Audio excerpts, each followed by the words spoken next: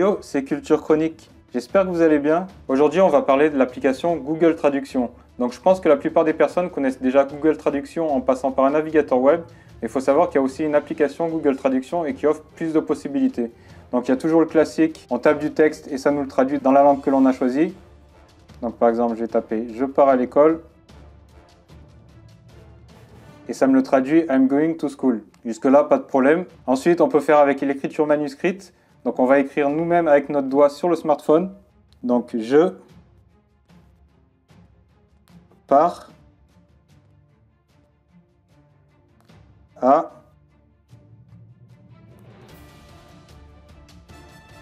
l'école. Et donc Google Trad nous le traduit I'm going to school. Ensuite, ce que l'on peut faire aussi avec la conversation à la voix, donc on clique dessus et ça va nous traduire ce que l'on dit.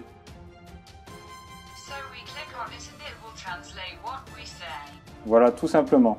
Donc on peut choisir la langue dans laquelle ça nous traduit, donc ça peut être utile à l'étranger, par exemple si on a besoin de demander quelque chose à une personne, on peut le faire avec son smartphone. Ensuite, ce qu'on peut faire aussi, donc là toujours voix à côté c'est la même chose, et on peut aussi traduire une image ou une photo avec la fonction appareil photo. Donc on clique dessus, donc là le texte il va être en anglais, donc je vais inverser comme ça, donc anglais pour devenir du français, je mets le texte, je mets la photo en dessous de l'appareil photo, en dessous du smartphone, et ensuite j'ai plus qu'à cliquer.